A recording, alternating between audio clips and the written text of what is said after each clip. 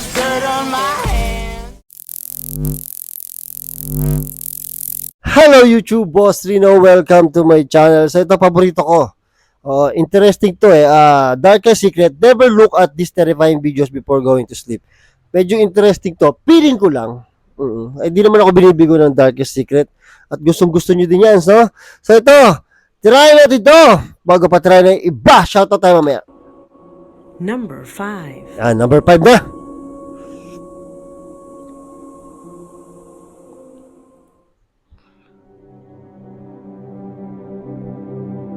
The first record of this countdown comes from Mendoza, Argentina, where a family has been experiencing strange phenomena in their backyard.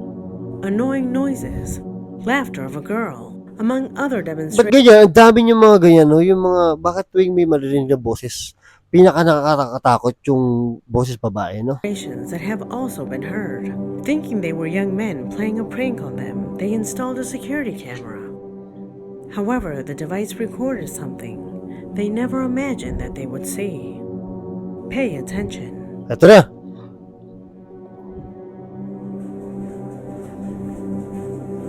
Itong mga video na to, itong mga gusto kong video, yung mga ganyan, yung mga nakakatakot yan.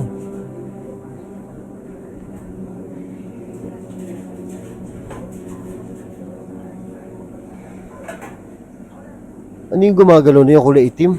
Oh, ulo yan na, ulo.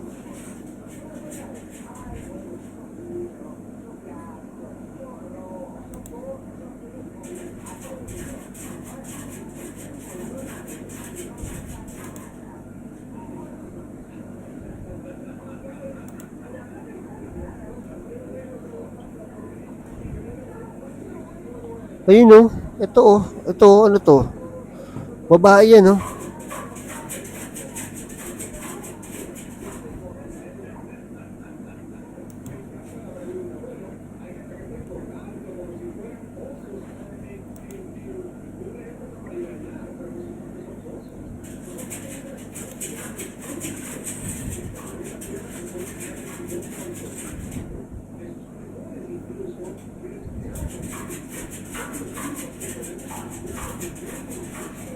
Ayun oh, babae talaga eh. Ano ba ba't tumatayo-tayo dun sa ano, bubong?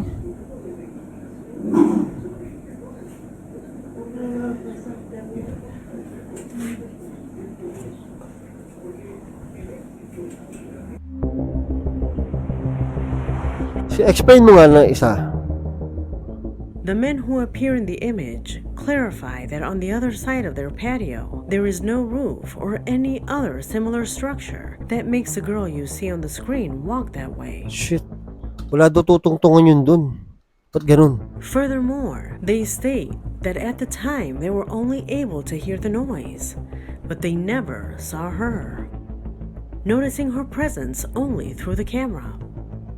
The most incredible thing of all is that despite the fact the men never see her, if you look closely, the dog apparently knows exactly what is going on.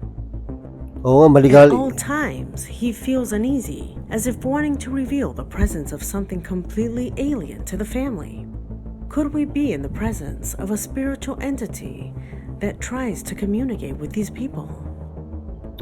Lagi na lang ganun eh, nakaputi, mahaba buhok, babae. Tell me what you think. Whew. Number 4. We all have made videos that record our daily lives, as well as that of our family. Videos that we accumulate over time. We decided to save them so that nostalgia embraces us a few years later. That is why, generally, these records are forgotten in a computer or a memory stick. That was precisely what a woman was doing, who was looking at records from almost 9 years ago. Old videos in which her son is still young.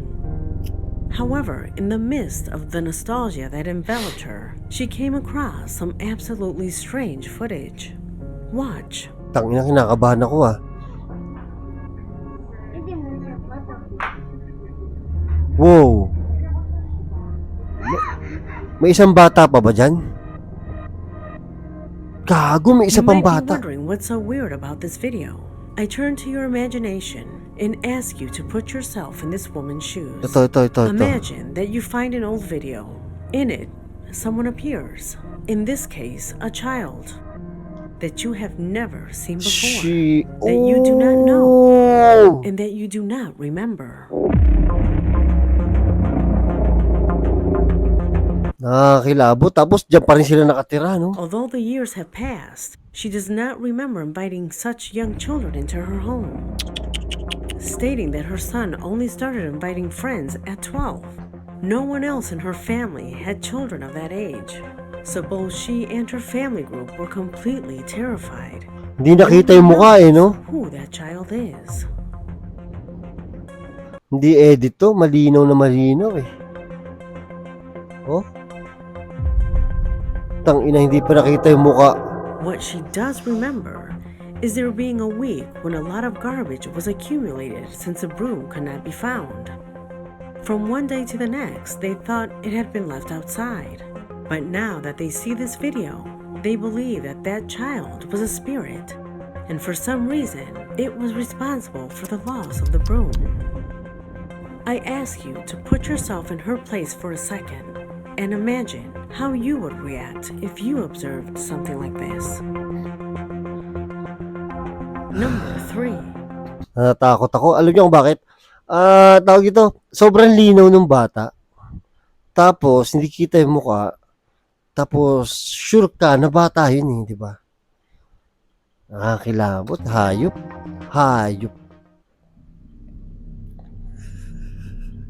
The image you see on the screen comes from a security camera installed in the outdoor area of a hotel in the city of Barranquilla, Colombia. A place that, according to some workers, somewhat unexplainable events have been occurring weeks after the death of a staff member.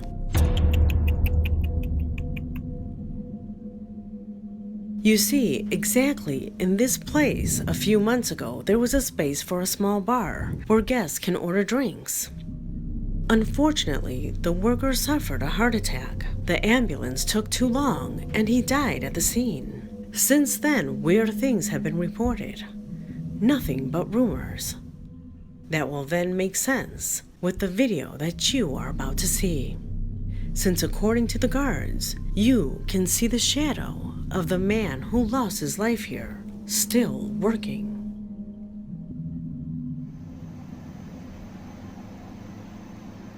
Higilabutan ako, hayop.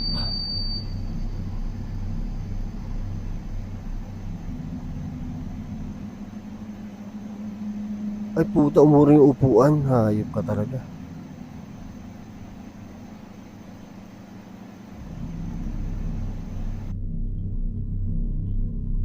May gumagalaw dun, no? Hindi na malinaw pero may gumagalaw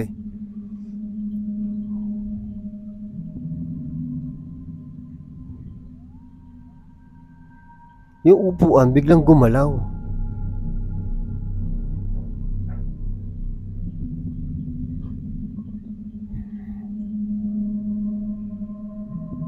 As you can see, the anomalies in this register are more than evident. From the unexpected camera cuts, the movement of the decorations, to the movement of the chair.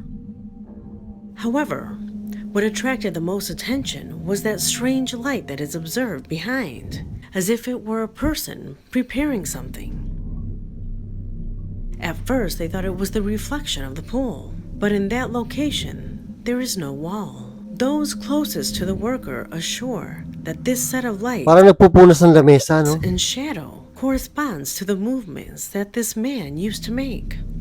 Could this video be suited as evidence of those souls that remain eternally in their last place, ignoring their condition as no longer a living being? Is something like this possible? Tell me, what do you think? Sigurado multo. Sigurado yan. Number 2. Number 2 na kagad. Tangina. Basta tayo dito.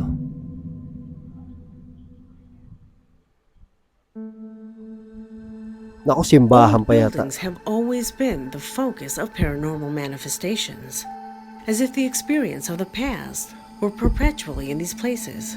Sometimes these manifestations go completely unnoticed by people, but in others, they become much more than evident, like the video that you are about to see.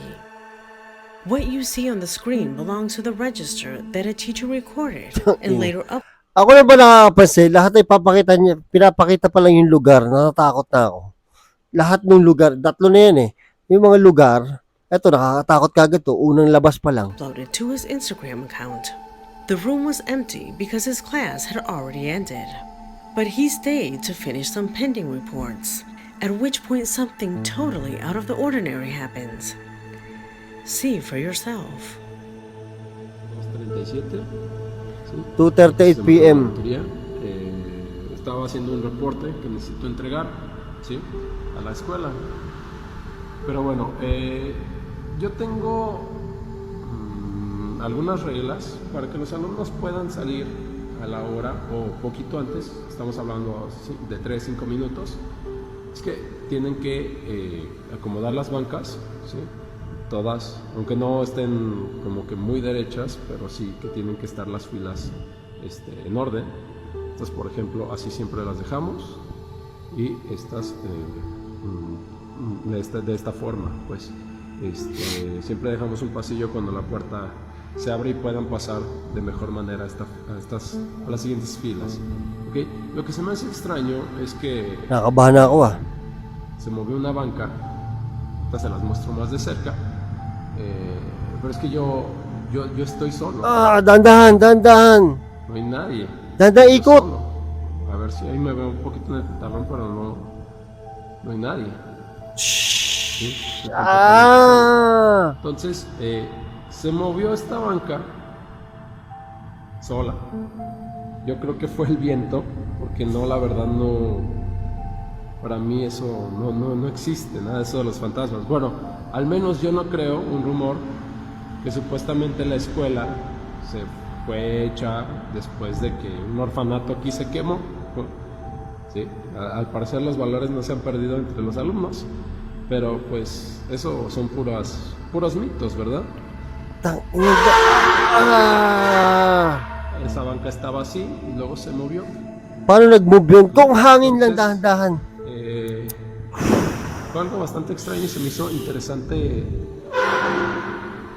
Oh, may umurong. Puta na yun. Sino yun? Ano yung umurong? Yung isa naman.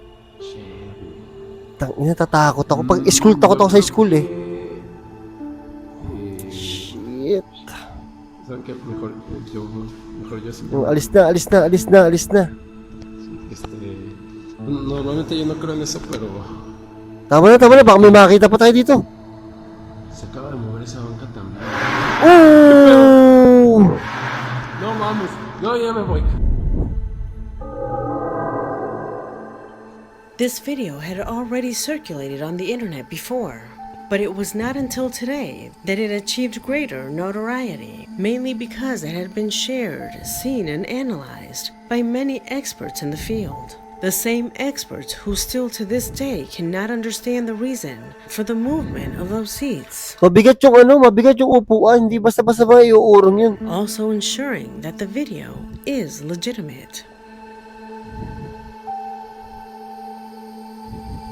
Number 1. Laki ng kaba ko dito. Tama nga to, never look at these terrifying videos before going to sleep. Diyos ko po. 12:13 na ngayon, no? After ito, tutulog na ako. Pero hindi na ako makatulog. Mga 4 patulog ko rin. Pero hihiga na ako. And the video, Kada labas nila ng video, iba pakiramdam ko, parang takot na kagad ako. which we say goodbye, corresponds to a strange situation lived by a man who, making a live broadcast, captured the precise moment in which the unexplainable becomes present. I'll let the record run to see if you can figure it out. ¿Sale? Gusto conocerte. Fue un placer. Está bien.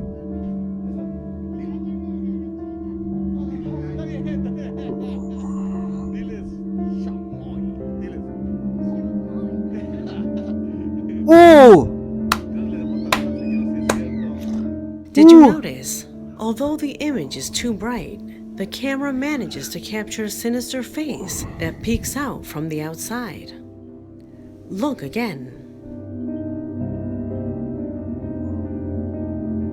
Nakita ko eh. Ito part na to. Yan oh. Minatabingin yung mukha.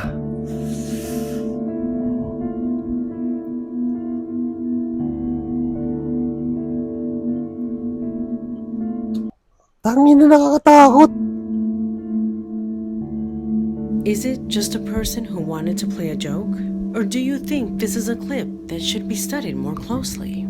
Let me know your theories regarding this record in the comment box, because this video has come to an end. Woo! Woo! Lahat ng video dito, may takot ako. Lalo doon sa school. Halata naman eh. Halata naman doon ako natakot sa school eh. Diyos ko po, Diyos ko po, Diyos ko po. Oh, shoutout na lang tayo.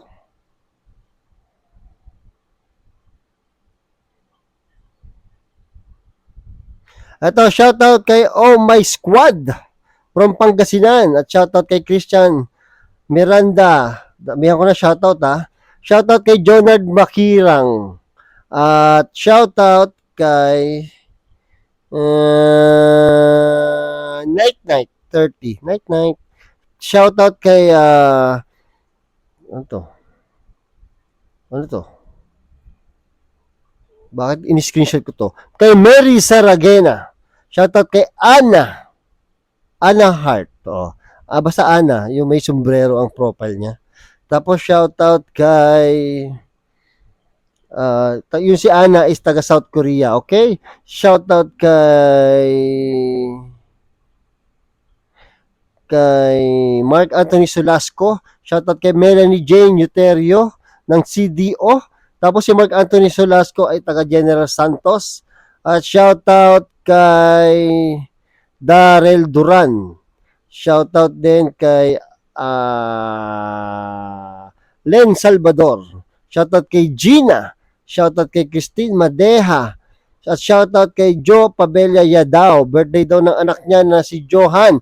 9 months. So, ayun. Happy birthday sa'yo, Johan. Shoutout kay Alicia Baroga. At yun. Maraming salamat sa panonood. At hanggang sa muli.